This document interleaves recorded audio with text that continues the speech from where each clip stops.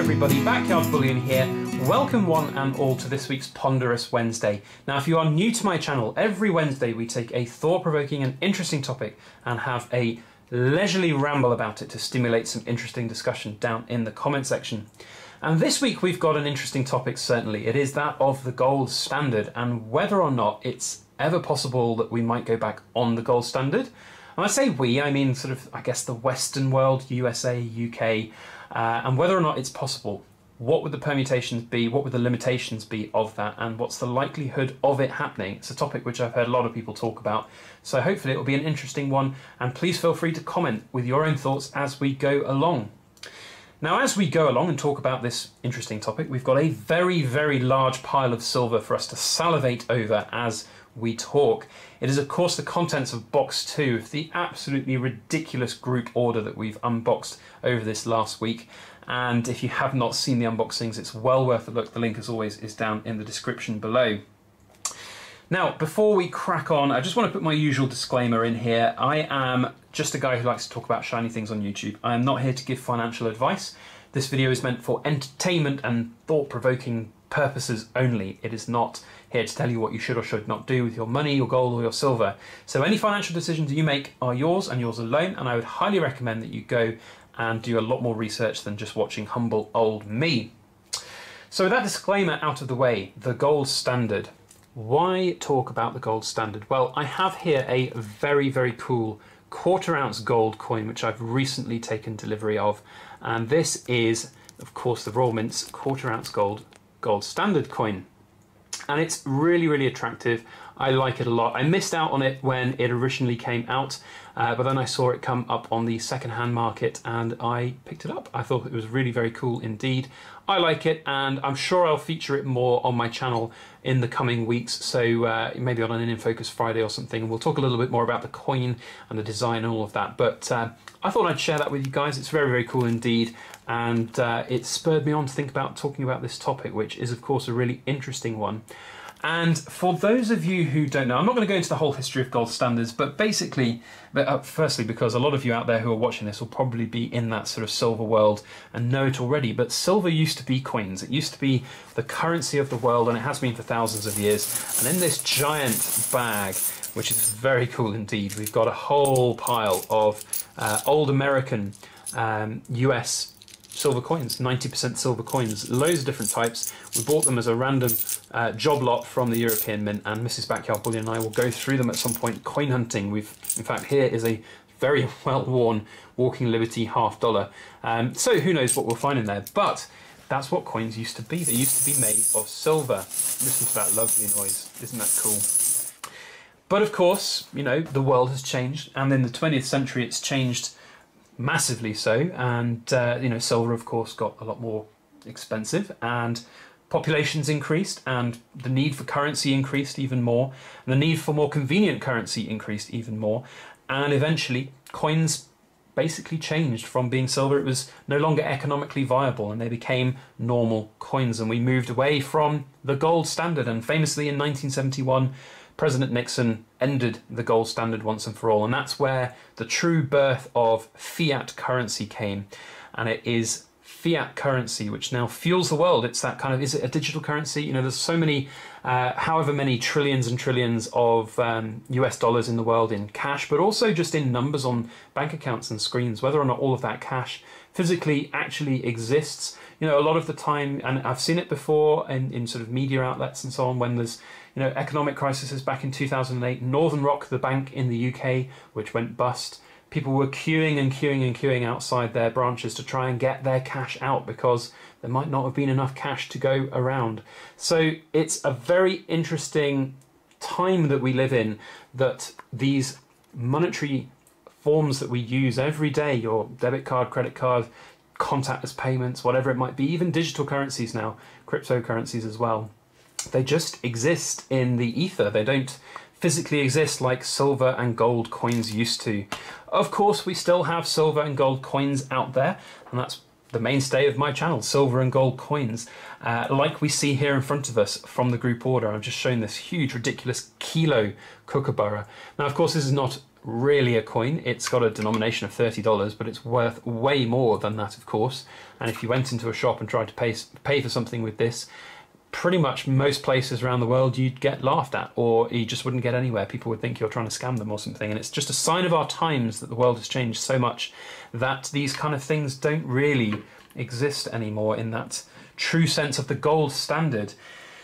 And that's partly because the world has just changed so much. The requirements for currency has changed, obviously, incredibly so over this last, 40, 50 years even, since President Nixon, with the advent of the internet and just the sheer number of people in the world now. If you look at how many people there are in the world compared with back in the 60s, 70s, it's just exponentially growing, and there is this demand for currency and coinage and digital currencies and means to pay, means to live. It's just impossible for all of this to be backed by gold and silver, which is of course why the world has migrated away from it. Of course, that does have negative potential connotations around debt spirals, and of course we've seen so many, there's so many things out there about the US debt clock, being 5 to midnight or even closer to 5 to midnight now, and continually spiraling out of control. And we see almost every year the debt ceiling being increased, which keeps the dollar afloat, and it obviously inflates and basically goes away into nothingness, or that is what a lot of people fear and expect to happen. But my argument to you is that I don't think it will. I mean, if that kind of thing happened, and I've talked about this on my channel a lot of times before about currencies completely failing, if it did happen, in my opinion, they just print more money. That's exactly the benefit you get of not being on a gold standard. If you are on a gold standard, you have a finite number of dollars, finite number of monetary forms for which you can use. And if you are off the gold standard like we are right now, they can just add an extra couple of zeros on the top of the debt ceiling, and kind of problem solved in a way. So whilst a lot of people don't like that idea, this is, by the way, very cool, the 100-gram Valcombi Swiss little snappable bars. It's not mine to unfortunately open up and play with, but those are very cool as well, quite reflective, so I'm going to do some tactical hiding behind the camera. So yeah, will that ever happen? Is it likely that we're ever going to be in a situation where financially dollar will completely collapse? No, in my opinion, but it is of course a risk, and if I'm wrong, I'm wrong, of course, and I've said this many times on my channel before, but in my opinion it's just not likely to happen. But is it better if you were on the gold standard? Will that actually solve that problem? Will it completely erode the potential chance of a complete collapse from just currencies failing? Well, there's arguments both ways, and as I've said, there's limitations on how much you can protect yourself as an economy if you are on a gold standard. But yeah, there is an argument to say that if you were on a gold standard, let's say for example the US dollar does collapse, and one of the ways that obviously you can kind of rebuild an economy is then having a new monetary form come in place. And if that new monetary form is in the form of gold and silver, then that is fantastic, and that will probably work for the time being. But just the way the world is at the moment and the fast pace of the world, it's just not, in my opinion, feasible and practical. And I've talked about that in one of my previous videos. So in my opinion, I don't think the gold standard is ever a likely thing to happen again. But one can prepare for it, and a lot of people do. And I'm not here to disparage anybody who does prepare for the kind of gold standard to come back. And if you are planning, or if you are, you are expecting the gold standard to be back one day, then having things like these 90% silver coins is a great place to start, because obviously the different weights that you get as part of this is really, really cool and really important. So you get obviously all the different denominations and different sizes and weights, and you can pop into your local shop and you can buy a loaf of bread with whatever denomination coins that you might have. If you try and go into a local shop and buy, with a kilo coin, a loaf of bread, they're not going to necessarily have change. They might have some of these Valcombi Swiss 100-gram bars, but unlikely.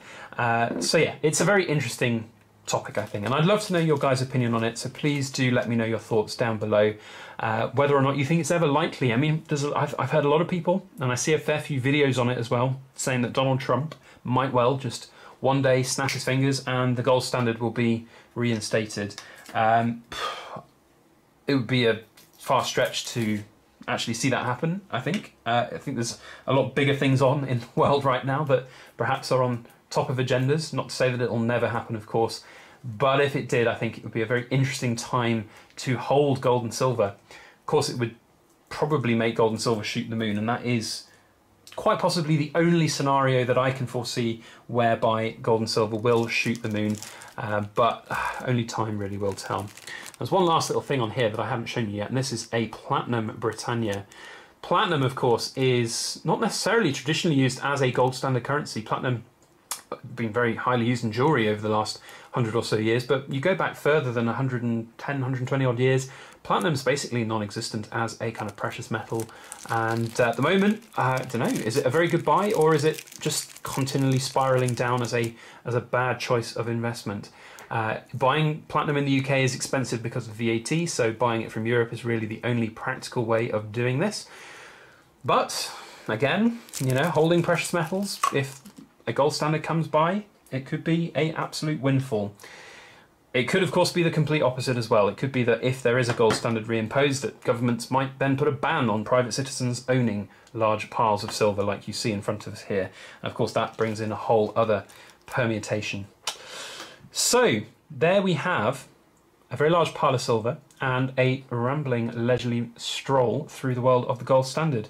If you enjoyed this video, please do put a thumbs up on it and share it around on your social media. That would be very helpful for everything that I do here on my channel.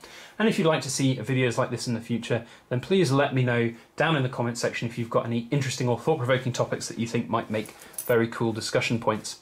And if you want to see those videos in the future, hit that subscribe button. And if you are already subscribed, hit the little alarm bell and you'll get a notification when I upload future videos. Otherwise, that is all I have to say. Thank you one and all for watching. I hope you have a fantastic week ahead. And as always, please make sure you like, share, comment and subscribe for more.